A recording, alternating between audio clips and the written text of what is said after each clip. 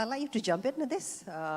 Driving seat, not anywhere, and then it's not going anywhere, and you cannot really afford to sit on the fence and that kind of things. Can you comment on that? Yeah, actually, I mean, just to back up Michael, I had a piece also on Nikkei this week saying how ASEAN is kind of missing in action when it comes to South China Sea. Of course, coming from the Philippines, this is the primordial issue for us. And this is where I think, to be honest, there's a lot of frustration that goes both sides. I think some in ASEAN may have misperceptions that the Philippines is kind of the deputy sheriff of United States in ASEAN, in the same way that Mahathir used to dismiss Australia in the region. Is the Philippines checking out No, of ASEAN? absolutely not. I think what we're seeing in the region is a kind of a 50 shades of multi-alignment, multi-vectoring, whatever you want to call it.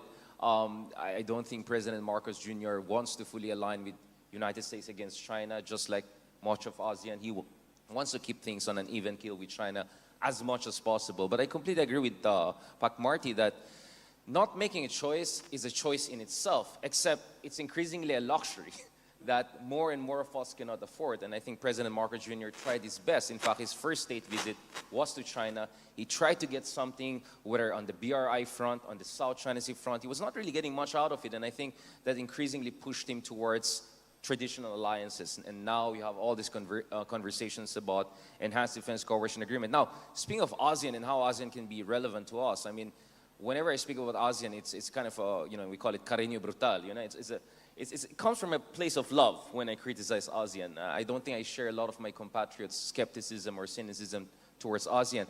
But my sense is, in ASEAN, we have forgotten how we have been effective. So if you look at the AFTA CEPT, we were effective because it's ASEAN minus X. If you look at how ASEAN played a decisive role during the East Timor transition, or played a very decisive role in pushing post-conflict Cambodia towards a more pluralistic regime in the 1990s, it was much more minilateral than multilateral, as the Thai foreign minister back in the day said. I mean, essentially the Frank Sinatra way, right? Each of us will go our way, and those who converge will work it together. And my sense is, in fact, if you look at how we operationalize consensus, it's not really muafarat. I mean, for those who understand Arabic, muafarat is closer to how European Union operationalize consensus. What we have really is unanimity-based decision-making, which is never going to work on things that are inherently very divisive. And I cannot blame our friends in Cambodia, for instance, not risking all the relationship with China for the sake of the Philippines or, I don't know, some countries here in the South China Sea. So I think naturally minilateralism is the way forward. And guess what? When multilateralism doesn't work, minilateralism can step in and fill in the gaps. And I know this is controversial and some people think there's a zero-sum relationship, but the reality is that the bitterness is going to grow if ASEAN continues to be missing in action on an issue that is primordial to countries like the Philippines. Okay. Simon, do you want to add something on this? Yes. Including commenting about, you know, the multilateralism. It's a building block within ASEAN. I think multilateralism is always there. And you said it earlier, Dewi, about Singapore, Indonesia, Malaysia. On the Philippines and South China Sea, I think Richard and the Marcos presidency is correct. There are things that ASEAN can do, can try to do, but at some essential point, they are former allies of the Americans, and there's nothing wrong with them relying on that if that's what they want to do. So I think this goes back to that wisdom. I mean, sometimes we use the word so frequently we forget it. There is a need for unity, but to recognize that diversity. Pak Marty and the keynote speakers, all of this is said. Now, what does it mean when you apply to a difficult issue of the South China Sea? So I think that I agree that we are in a meeting at a very important time. There must be a certain intentionality, thinking through what ASEAN needs to do, and there must be speed. But when you put the two together, there cannot be rash action. We must look for a certain wisdom and timeliness to maintain certain fundamentals like the trust. Now, when we say we can't just keep saying, make no choice, I think that's the fundamental. We make no choice permanently, then we have to build something on top of that. I think Pak Marty and I agree in the sense that we don't have to just say neutrality, but we must have a positive agenda. Secondly, we need to create trust, and trust within ASEAN by understanding how we work together on some issues. Now, I think that one of the challenges will be economic. And where we are is strategic and economic coming together. after all, the Sino-American tensions, the tensions and differences with China, play out also in the economic field. And this will be something very positive if ASEAN can be better integrated. So I know this panel is less on economics than strategic, but I want to point to the connections. More than ever, we need to think about bringing foreign direct investment, whether from the West or from ourselves or from China and other Asian partners, across ASEAN, not just to any one country, but across ASEAN, to really anchor that down. I think that will be a big test for us. I do want to come in on climate change, which Ibu mentioned, but I think I'm taking too much time, Dewi. So if I can come back to that, I think that's a very important test case for us with El Nino coming up. Yeah. Now, I'd like to ask Kavi first, because Pak Martin mentioned, that it cannot be business as usual, how to remain relevant, but in the past, we have to say that I've studied ASEAN. I always think that ASEAN is an organization that thrives on crisis. If things go well, we go to sleep. ASEAN countries just go inward and do not pay attention to the region. But during the crisis, that's when they reinvent themselves. But is the geopolitical reality now, and also the increasing difficulties, the diversity of ASEAN, is it very different from the past where we grew stronger after each crisis? Now there are a lot of ASEAN skeptics. What about you, Kavi? Well, thank you, Ibu. I think ASEAN now is more outward-looking, outreach to all major powers. That helps explain why ASEAN can survive in this kind of environment. I like to build on also on Pak Marty mentioning that we have to stand firm. ASEAN is a kind of organization that does not practice the so-called cancel culture. We support both sides. We don't choose sides. We take advantage, benefit from all sides. This is what ASEAN is all about. And I think ASEAN is doing very well in engaging. As you can see last year, Indonesia engaged with everyone as part of the ASEAN member, and this year as well. And I think Pak Marty should be proud that he started all this Indo-Pacific discussion. And he mentioned Treaty of Amity and Cooperation. I would be another person who would go beyond that. I think the Treaty of Amity and Cooperation would expand to cover the Indo-Pacific in the future, because most of the country accede to the Treaty of Amity and support principle and the 5 practices contained in the TAC. And I think that is very important. Moreover, one of the main character that ASEAN, I mentioned earlier, said that ASEAN is weak. I mean, ASEAN is weak in the sense that we pose no threat to anyone. People come here to ASEAN for consultation. They feel good. They can talk to each other. And I think the most important is ASEAN must maintain this. Try to convince all that engage with us that we are vulnerable. We are asset. Keep ASEAN as it is. Don't push us. Don't divide us. Let ASEAN be the bridge for all to cross and gather. That would be my takes. Yeah. Now, I'd like to come back to Ibu Armida. Kafi mentioned about ASEAN becoming more outward-looking, so ASEAN centrality is really related more, if you look at the ASEAN Charter, about how to manage relations with external powers. But at the end of the day, when we're talking about strengthening ASEAN community, we have to look inward, and how to make ASEAN really matters to the people of ASEAN themselves. At the moment, surveys by the ASEAN Foundation, for example, show that we are not there yet. Ibu Armida, how would you suggest that ASEAN should pay more attention to developing real ASEAN community? Yes, thank you very much for that question. So again, the relevance of ASEAN certainly centers of as long as it gives benefits to the member states of ASEAN. I think that is first and foremost. So therefore, in terms, again, I'm going to look at more from the development angle, the development challenges and opportunities angle.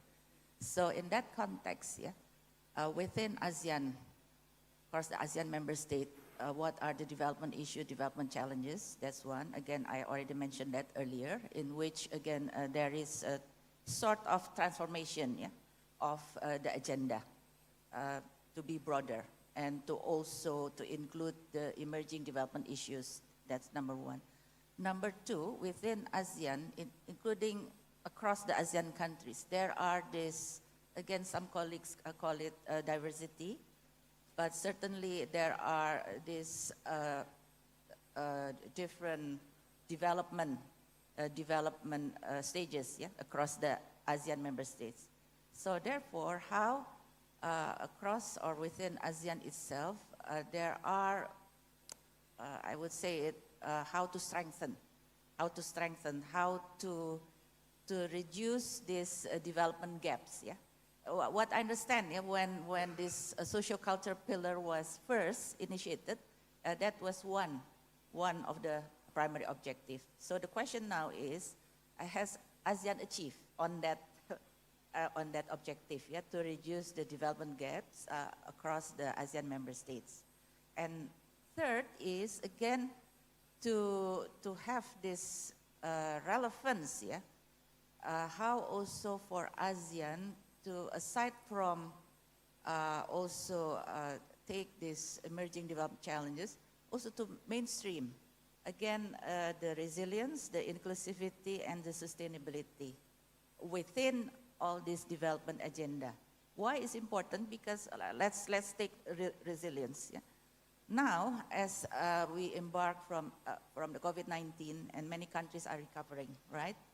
So the issue is how to better prepare for the countries for the next crisis, Crisis, not only economic crisis, but now increasingly coming also from the non-economic risks, including pandemic and so on and so forth, This elevated risk, that's number one. And also, so how to better prepare, and also how for the ASEAN countries to benefit from this, at the same time, solution, to offer solution for these emerging development challenges, the climate action, as well as at the same time also this digital transformation. So if we can, or I mean, not we, but I mean for ASEAN member states, ASEAN community, to leverage this opportunity at the same time also as a solution. Thank you. Now, I'd like to go to Simon now. We have focused a lot about, how ASEAN should engage with the outside world, with, the strategic autonomy, the strategic agency, multi-alignments, much more pragmatic about our relations, not taking side, not be trapped in the rivalry and so on. Now, I like to go to the other side. How should outsiders really engage with ASEAN? ASEAN pays a lot of attention to who comes to our party, and we bear grudges sometimes. We do not forget, who miss a party, particularly when it comes to the big powers. Remember when Condoleezza Rice failed to turn up at the ASEAN Regional Forum? ASEAN never forgets it. And now we understand that the US President Biden is not coming to the East Asia Summit. President Xi Jinping, the Chinese president, never attends the East Asia Summit, always attends a sense of prime minister. What's your take on this? Well, I guess it's always the precedent, not precedent, but precedent. When Thailand chaired ASEAN, despite being a former ally of America, they suffered the indignity of having neither president nor vice president, not just Thailand as the host, but ASEAN. So I think the Americans have, for a long time, sent a signal of uncertainty in terms of engaging ASEAN. Of course, they say it, ASEAN centrality, but they are the ones starting every kind of other device besides really engaging ASEAN. So it's just in a kind of a repeated exclusion. Whereas, as you said about China, they've been relatively consistent. I think in many ways, if a new cabinet, the President Xi is, of course, in charge, it's very good to engage the new premier and understand China more broadly as much as possible. If I could, while I'm still on the microphone, pick up on where Ibu was. about the domestic issue. I think we're coming to the complexity where the outside in is combining. The outside view of ASEAN must be backed up with an internal view. The strategic and the economic come together. And this is where I want to echo what you said about the post-pandemic. It's not just the health issue. This is critical. There will be another pandemic of some kind. Numbers are already going up. But there's a budget issue. Most of us have spent too much money. We can't afford to do it the same way. There is an education and equality issue. Many children have lost years of education during the pandemic. And if we are to move up the value chain, become productive, really give better jobs to people, these are critical for the ASEAN's own agenda, mattering to our people. I think will make ASEAN more cohesive, stronger. And another issue which picked up from climate, if I may, and again, this will be important engaging other people in the world. We are facing a global phenomenon of the El Nino. This will have a play across many countries. We see it already. In our region, we will feel the heat, not just in the cities, but we will feel the heat perhaps from return of fires. Many of you know I've been pushing on this issue. I want to credit President Indonesian government of showing great leadership. But this leadership, the institutions we have built, will be tested in the coming months. Let's hope we go through this test strongly together. And not just the haze, the inflation from rising food prices, especially rice, which, you know, if you look at the ASEAN symbol, those are rice stocks. We really have the long-term, the global issues. We need a global voice. But the short-term tests, the post-pandemic and the El Nino phenomena, will, I think, be something to watch for in the coming months. Yeah, thank you. Although our forum, I'm happy to see that IR experts are very fluent now, talking about all the other non-IR, non-geopolitical challenges. But I'd like to come back, to Kavi. We know why we should engage with the outside world. Why should the outside world bother with ASEAN? Why should China, the US, all these countries pay, their due to ASEAN? Can you give me 3 days to explain why people come to ASEAN? They come to ASEAN because ASEAN is safe. ASEAN is no enemy, pose no threat. And they come here, they can exchange view. This is why the world leaders, when they were invited, they would come. Except America, because America, of course, is the major power. And, Biden didn't come at its own perils. And I think America have to think hard. I agree with Simon and Richard, America need to really get serious with ASEAN more than just verbal support. ASEAN moving into forward direction. When you talk about ASEAN centrality, it's very interesting. ASEAN centrality start out with ASEAN set the agenda. Number 2, ASEAN said you cannot conduct ASEAN meeting elsewhere except ASEAN capital. And then ASEAN only assigned topic. And now suddenly ASEAN said, we can engage outsider. You can raise the issue of your concern. And now ASEAN goes a step further. We initiated AOIP. That is ASEAN centrality. A lot of people did not understand the evolution of ASEAN centrality. ASEAN is moving forward slowly.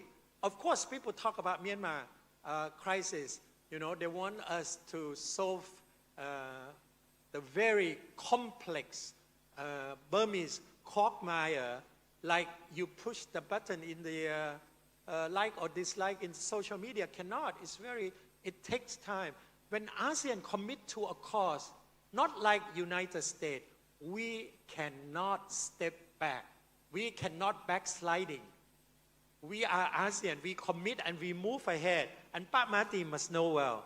We decide on something, we move ahead and settle it. It took almost 13 years from Cambodia conflicts and other issue. We still move on with Rohingya, with other issue. We try to speed it up with post-pandemic economic recovery. And now we set the future course engagement with the uncertainty of geopolitical alignment with AOIP and this today maybe start out with infrastructure, with digital transformation, which is very important for the future world. So we are preparing.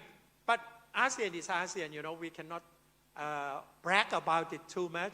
And outsiders need to appreciate more. We, as we are today, I would like to quote Dr. Surin Pissuwan, former ASEAN Secretary General. Today, ASEAN is one less problem for the world. Thank you. So, because as we know in the UN also, they regard the regional arrangement as the first step towards global peace, as an early warning system, and so on. I'm not going to put Dr. Marty on the spot and ask him to be undiplomatic. Should Indonesia feel slighted that President Biden is not coming here, but you can just say yes or no. No, he shouldn't. Shouldn't, okay, right. Don't not make too much of an issue of it, yeah? Now, we've only got about 3 minutes each. We are, this is an ASEAN Business Council meeting, so the business people want to be reassured, that ASEAN will really be there all the time despite all the criticisms and so on. So I'll give each of you less than 1 minute each to say in a positive note and also how to strengthen ASEAN. Less than 1 minute each. I'll start with Richard. Okay. For me, we always say ASEAN does things its own way, their ASEAN way, etc. But I think just the physics of globalization, just the physics of decision making is going to force us at one point to decide whether we want to remain in this kind of a loose regional body or move towards greater supranational organization. And I think all of the issues being raised and the double whammy of artificial intelligence and fourth industrial revolution, which is going to, by some studies, going to displace up to 70 million jobs from Cambodia to Philippines and Indonesia based on an ILO study, to climate change, where we have a number of ASEAN countries tremendously affected by climate change, especially Philippines, Indonesia, among others. I don't think we can deal with these issues if we are as loose as we are. I mean, there's a purpose for being loose when you're still not a mature organization, but 10, 20, 30 years down the road, as climate change and artificial intelligence reaches the next level, we have to make those tough decisions. But there's also opportunity. We are seeing the China Plus phenomenon, more companies moving to not only Vietnam, but also Indonesia, Philippines, among others. There's also concern about too much of semiconductor industry concentrated in Taiwan, and then the competition from India. So I think that provides some opportunity for ASEAN to step it up in terms of harmonizing our investment and business strategies. We were supposed to have the ASEAN Economic Community in 2015. It's already 2023. So we have to move on that front. But I think there is the motivation, there is the sense of urgency, and there is the resources for that. Okay, Simon, 30 seconds. 30 seconds, okay. Singapore is the hub, one hub from which investment and trade flows. We feel that pulse. We want to remind people that while far from perfect, ASEAN is outperforming global norms. We are growing as fast, if not faster, than China for the first time since the 1990s. We have each our own challenges, but combined, there are a number of strengths to pull in that China plus one supply chain. A lot will depend on internal reform. Governments are changing, but the critical business issue is productivity, education, better quality jobs, moving up the value chain. I believe that ASEAN can do this. There's some fundamentals already in the ASEAN Economic Community, removing non-tariff measures, taking care of services. There are opportunities in digital and green transformations and transitions. I think the ASEAN business will play a critical part. And I'm delighted to see that you have put a serious paper about future paths for ASEAN forward. I think the think tank community, the business community, and the governments must work together. Okay, Ibu Armida. Yes, I would like to refer to this year's theme, which is ASEAN Matters Epicentrum of Growth. Yes, but the question is what kind of growth? So therefore, I would like to reiterate my point earlier, which the growth, economic growth, which has to be resilient, inclusive, and sustainable.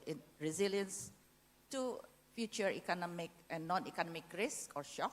Inclusive, especially to strengthen the equality, including across the ASEAN countries. And third, lastly, is sustainability, meaning towards a green economy. Thank you. Okay, our time is up, but I don't want to miss out Pak Marty and Kavi. So 20 seconds each.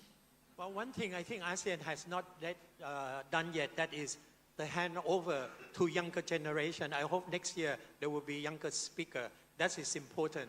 Young generation from ASEAN should appreciate more of what ASEAN is doing for them, but most of them don't understand that this opportunity that they enjoy come from ASEAN solidarity and hard work of over 5 decades, you know. And I'm part of the dinosaur which should disappear soon. Thank you. Final words, Pak Marty. Terima kasih, Bu. Just two key thoughts, if I may. First, ASEAN has mattered, most definitely and certainly, but to remain to matter, more of the same will not be good enough. We must work harder to earn our relevance and to earn our place in nationally as well as regionally and globally as well. And the second point is that geopolitics matter. We are here amidst business leaders. One may question to what extent geopolitical developments affect the way that they run their businesses. But I believe that nowadays, with how all-pervasive is the impact of geopolitical competition, then businesses must promote their businesses in a way that is resilient to geopolitical shocks and tensions, and therefore, through processes such as ASEAN Business Council, to channel their concern to their governments to ensure that the interests of governments and the peoples of ASEAN and businesses can go hand in hand. Thank you very much indeed. Thank you. Thank you very much. I think that is a wonderful summary of what ASEAN is all about, the rise of ASEAN and the reshaping of global order, if not global, at least the reshaping of our immediate region, where ASEAN will hopefully continue to play a central role, but it has to be earned, and we need to continue to reinvent ourselves. But I think that I'm always very optimistic. ASEAN thrives on crisis. If there is no crisis, ASEAN tends to take things for granted and go to sleep. So, but I think that there is a consensus